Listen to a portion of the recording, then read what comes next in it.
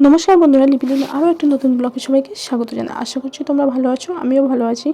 তো আজকে যে একদম রেডি হয়ে চলে এসেছি, কেন বলো তো, আজকে যেহেতু ভূত চতুর্দশী, 14 প্রদীপ জ্বালানোর দিন। তো আমি একদম স্নান করে চলে এসেছি, কেননা 14 প্রদীপ রেডি করবো বলে। তো দেখো, এই যে 14 প্রদীপগুলো আমি কালকেই নিয়ে এসেছিলাম কিনে নিয়ে। তো এইগুলো দেখো এখন রেডি করে একটু সাজাবো, যতটা পারি আমি সেগুলো চেষ্টা করবো। তো দেখো কতটা হয়। তো দেখো মোটামুটি আমার সাজানো হয়ে গেছে, আর সলতে করেও রেখে দিয়েছি। যখন জ্বালাবার সময় তখন আমি তেলটা ঢালবো। তো দেখো আমার ঠাকুর মন্দিরেই আমি সবটা করছি।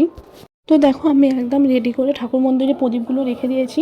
তো এবার সন্ধ্যা হলেই প্রদীপগুলো জ্বালবো, সবটাই রেডি হয়ে গেল।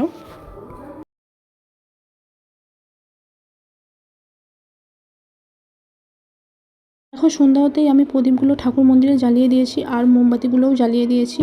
তো দেখো ঠাকুর মন্দিরেই আমি জ্বালিয়ে তারপর একটু সবটা দেখিয়ে নিলাম, সব চারিদিকে দেখিয়ে করে যত ঠাকুর আছে সবাইকে দেখিয়েওছি।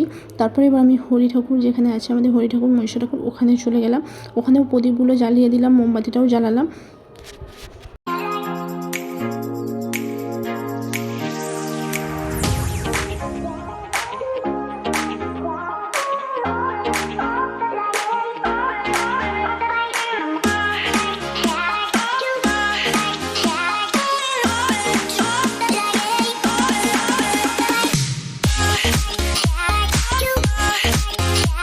দেখো আমার সব কিছু জ্বালানো হয়ে গেছে।